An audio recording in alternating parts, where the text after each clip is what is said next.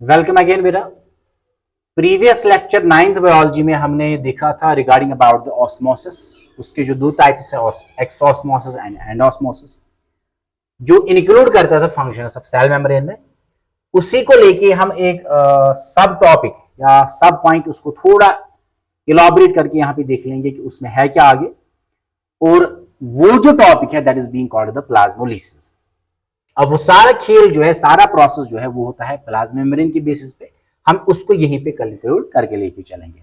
Late we C first कि हमारा जो आज का जो असल में फंक्शन है किसका, which actually is the function of the cell membrane.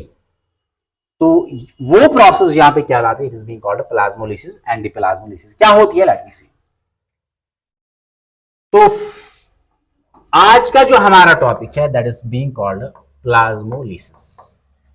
ये कहलाता है प्लाज्मोलिसिस। अब क्या है प्लाज्मोलिसिस, लेट वी सी।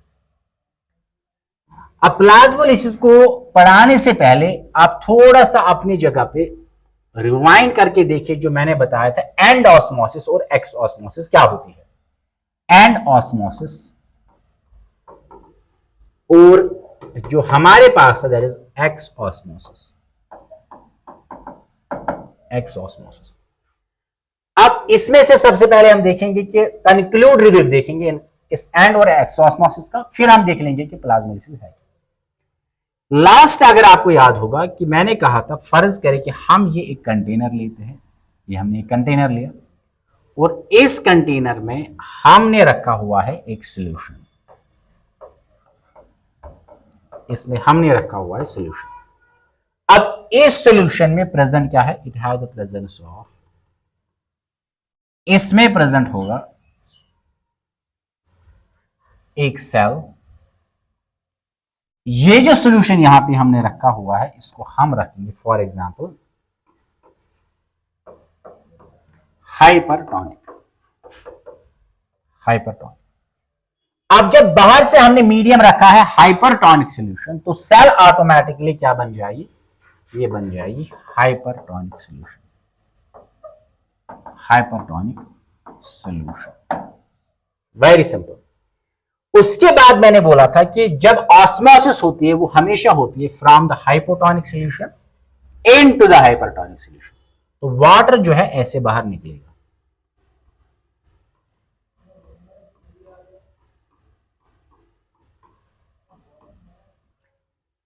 अब जब वाटर या सॉल्वेंट हाइपोटोनिक सॉल्यूशन से, ये है हाइपोटोनिक सॉल्यूशन, अब जब हाइपोटोनिक सॉल्यूशन से वाटर निकलेगा और जाएगा किसमें, हाइपरटोनिक सॉल्यूशन में। किसके through, through the membrane, semi permeable और selectively permeable membrane. This process is said to be called exosmosis. इसको हम बोलते हैं एक्स ऑस्मोसिस, यानी कि बाहर यहां से निकला है। अब जो यहां पे एक्स ऑस्मोसिस हुई है, अब इसमें क्या होगा, लेट मी सी। अब आगे इस प्रोसेस को समझने से पहले दो टर्म्स हम यहां पे क्लियर करेंगे ताकि हम अच्छे से समझ सकेंगे ये प्लाज्मोलिसिस है क्या on the behalf of the exosmosis. Let we see क्या है मसला, यहां देख लेते हैं। कंसिडर हम करेंगे, let suppose this is the cell. ये हमारे पास एक सेल है। अब सेल जो हमारे पास है यहां पे, प्लांट सेल हम लेंगे। इस plant cell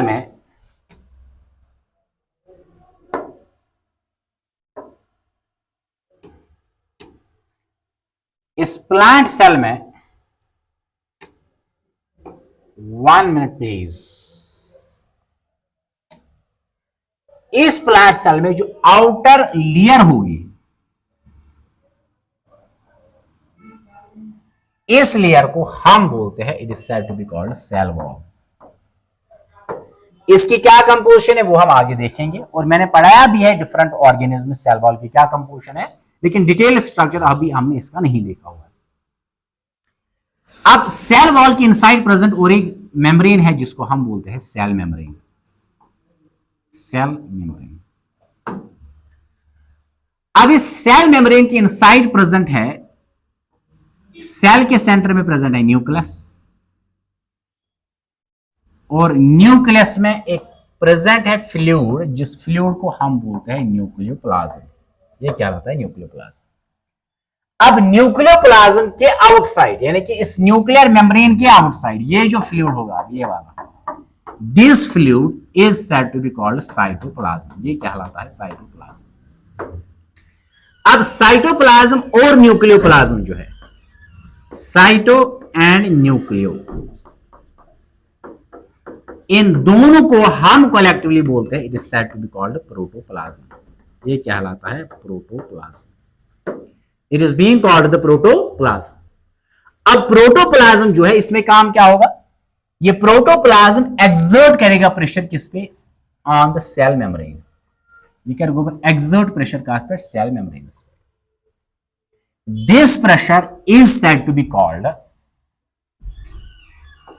Turger pressure. Turger pressure. फिर से मैं क्या रहा हूं, हमने यहां पे एक सेल ली है, सेल में आउटर लेयर है that is called cell wall, cell wall के इनसाइड और एक लेयर है present that is called cell membrane. अब सेल के इनसाइड प्रेजेंट है न्यूक्लियस, न्यूक्लियस में प्रेजेंट है फ्लूइड जिसको हम न्यूक्लियोप्लाज्म बोलते हैं, न्यूक्लियर मेम्ब्रेन के आउटसाइड प्रेजेंट है फ्लूइड जिसको हम साइटोप्लाज्म बोलते हैं। अब साइटोप्लाज्म और न्यूक्लियोप्लाज्म दोनों को हम कलेक्टिवली बोलते हैं it is said to be called protoplasm, ये कहलाता है प्रोटोप्लाज्म। अब ये प्रोटोप्लाज्म एक्सर्ट करता है प्रेशर या फोर्स, आप कहें because force per unit area is the pressure. अब ये एक्सर्ट क्या करेगा, ये एक्सर्ट करेगा प्रेशर किस पे करेगा, सेल मेम्ब्रेन पे। जो प्रेशर एक्सर्ट करेगा प्रोटोप्लाज्म सेल मेम्ब्रेन पे, उस प्रेशर को हम बोलते हैं turgor pressure, simple, it is called turgor pressure. अब जब यहां से प्रेशर हो एक्सर्ट होगा तो सेल वॉल वापस यहां से एक प्रेशर एक्सर्ट करेगा, this pressure is said to be called wall pressure. तो दो टर्म्स हैं मैंने यहां पे बोले, एक है टर्गर प्रेशर, एक है वॉल प्रेशर। टर्गर प्रेशर वो प्रेशर है जो प्रोटोप्लाज्म एक्सर्ट करता है सेल मेम्ब्रेन पे, it is called turgor pressure. और इस टर्गर प्रेशर के अगेंस्ट सेल वॉल भी एक्सर्ट करता है प्रेशर, और उस प्रेशर को हम बोलते हैं वॉल प्रेशर, वेरी सिंपल। अब जब यहां से टर्गर प्रेशर एक्सर्ट होगा, बाहर से आएगा वॉल प्रेशर। इन दो प्रेशर्स की वजह से सेल की शेप जो है वो रहती है मेंटेन, ये कॉमन सेंस। अब यहां पे हमने क्या किया, हमने सेल को डाला हुआ है किसमें, इनटू द हाइपरटोनिक सॉल्यूशन। अब जब सेल हाइपरटोनिक सॉल्यूशन में है तो सेल ऑटोमेटिकली खुद क्या बन जाएगी, ये बन जाएगी हाइपोटोनिक सॉल्यूशन, कॉमन है। बाहर से हमने रखा है हाइपरटोनिक सॉल्यूशन और सेल इसमें रखी हुई है जो खुद ब खुद अब बन जाएगी हाइपोटोनिक सॉल्यूशन, सिंपल। अब यहां क्या होगा, हाइपोटोनिक सॉल्यूशन से सॉल्वेंट निकलेगा और जाएगा किसमें, हाइपोटोनिक सॉल्यूशन में, हाइपरटोनिक सॉल्यूशन में, ये ऐसे निकलेगा। हाइपोटोनिक सॉल्यूशन से निकलेगा सॉल्वेंट और जाएगा किसमें, जाएगा into the hypertonic solution. Cell है हाइपो और बाहर से क्या है, हाइपर। जब हाइपोटोनिक सॉल्यूशन से सॉल्वेंट निकलेगा और जाएगा हाइपरटोनिक सॉल्यूशन में through the cell membrane, this process is said to be called exosmosis, अच्छे इसको बोलते अपन एक्सऑस्मोसिस। अब जब यहां से बाहर निकला सेल, अब जब यहां से बाहर निकला है फ्लूइड या सॉल्वेंट, अब जो सॉल्वेंट यहां से बाहर निकला हुआ है उसकी वजह से क्या होगा, जो टर्गर प्रेशर है उसका वैल्यू जो है वो हो जाएगा डिक्रीज, वैल्यू हो जाएगा डिक्रीज। फिर से मैं कह रहा हूं, सेल में अभी तक क्या था, high turgor pressure, high wall pressure, उसकी वजह से सेल का शेप रहेगा मेंटेन। अब इसके बाद जब हम इस सेल को डालेंगे हाइपरटोनिक सॉल्यूशन में तो यहां पे क्या होगा, हाइपोटोनिक सॉल्यूशन से निकलेगा सॉल्वेंट, वो जाएगा हाइपरटोनिक सॉल्यूशन में, जिस प्रोसेस को हम बोलते हैं एक्सऑस्मोसिस, इट इज कॉल्ड एक्सऑस्मोसिस।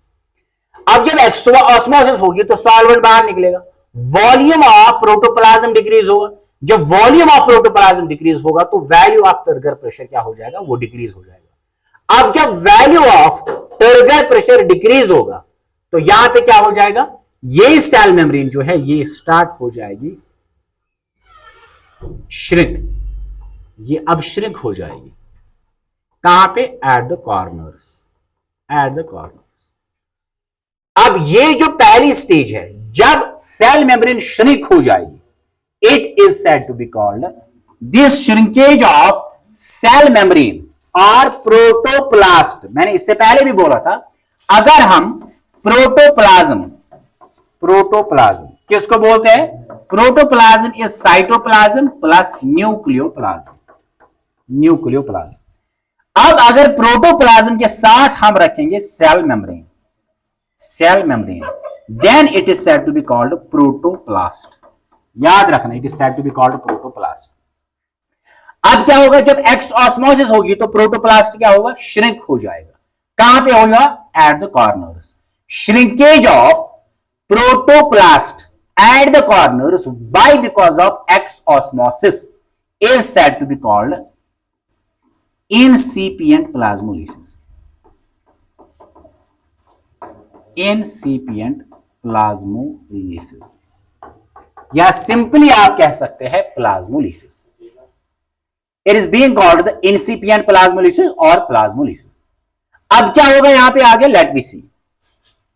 अब जब हम कंटिन्यूअसली इस सेल को रखेंगे हाइपरटोनिक सॉल्यूशन में, अभी तक ये श्रिंक हुई थी ओनली एट कॉर्नर्स, अब ये श्रिंक हो जाएगी टुवर्ड्स द लेटरल वॉल्स। ये ऐसे अब श्रिंक हो जाएगी, ये लेटरल वॉल्स पे भी श्रिंक होना हो जाएगी। व्हाट? बिकॉज ऑफ, बिकॉज यहां से सॉल्वेंट बाहर निकलता है। जब सॉल्वेंट बाहर निकलेगा तो वॉल्यूम ऑफ प्रोटोप्लास्ट डिक्रीज होगा। जब वॉल्यूम ऑफ प्रोटोप्लास्ट डिक्रीज होगा तो क्या हो जाएगा? इसमें हो जाएगा ये कि वहां पे टर्गर प्रेशर डिक्रीज होगा। जब टर्गर प्रेशर डिक्रीज होगा तो होगा क्या यहां पे? अब टर्गर प्रेशर डिक्रीज होने की वजह से सेल मेम्ब्रेन या प्रोटोप्लास्ट श्रिंक हो जाएगा, पहले कॉर्नर्स पे फिर लेटरल वॉल्स पे। This is said to be called evident plasmolysis, evident plasmolysis. Simple, protoplast का श्रिंक होना by because of exosmosis is said to be called, इसको हम क्या बोलते हैं? It is called plasmolysis. यह है प्लाज्मोलिसिस। कब होगी? जब हम एक प्रोटोप्लास्टिक सेल यानी कि प्रोटोप्लास्ट को हम रखेंगे एक हाइपरटोनिक सॉल्यूशन में, वहां क्या हो जाएगी? एक्सऑस्मोसिस। अब इस एक्सऑस्मोसिस की वजह से जो प्रोटोप्लास्ट है वो श्रिंक हो जाएगा।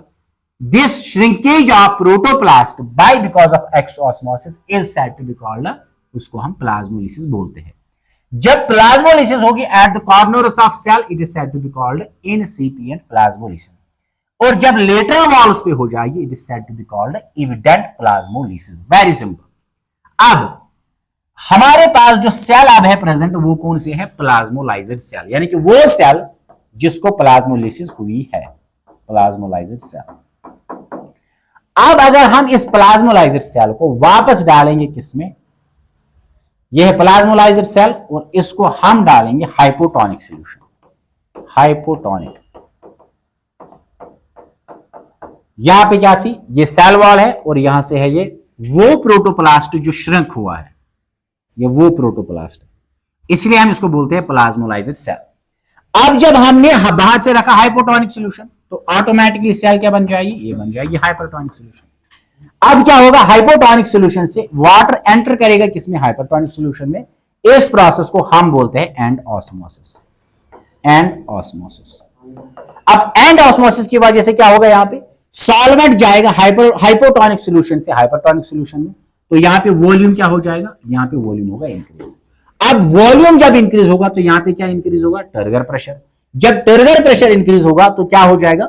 जो अभी तक श्रिंकड प्रोटोप्लास्ट है ये फ्लैट बन जाएगा, ये ऐसे बन जाएगा। ये सेल वॉल है और ये अब इसका है प्रोटोप्लास्ट। वहीं क्या हुआ? अब यहां पे क्या हुआ? फ्लैटनिंग या रिगेन। सेल ने क्या की? Regaining of original shape, original shape किसने की है? एक प्लाज्मोलाइज्ड सेल ने। किसकी वजह से की है? By because of endosmosis, regaining the original shape of the cell. कौन करेगा? Plasmolysed cell. Regaining the original shape by the plasmolysed cell when placed in hypotonic solution, it is said to be called, इसको हम बोलते हैं डीप्लाज्मोलिसिस, डीप्लाज्मोलिसिस। What is डीप्लाज्मोलिसिस? डीप्लाज्मोलिसिस का मतलब यह है जब एक प्लाज्मोलाइज्ड सेल, श्रिंकेड सेल, वापस अपनी शेप रिगेन करेगी जब हम उस प्लाज्मोलाइज्ड सेल को हम डालेंगे हाइपोटोनिक सॉल्यूशन में। This regaining the original shape by the plasmolized cell by the process called end osmosis is said to be called deplasmolysis. Simple, अगर सेल का प्रोटोप्लास्ट श्रिंक होता है तो प्लाज्मोलिसिस है, अगर रिगेन करेगी ओरिजिनल शेप तो ये क्या लाएगा, डीप्लाज्मोलिसिस। ये वेरी सिंपल कंसेप्ट है। अब रेस्ट इसमें जो फंक्शन है वो हम डिस्कस करेंगे नेक्स्ट लेक्चर में। Till then very good bye.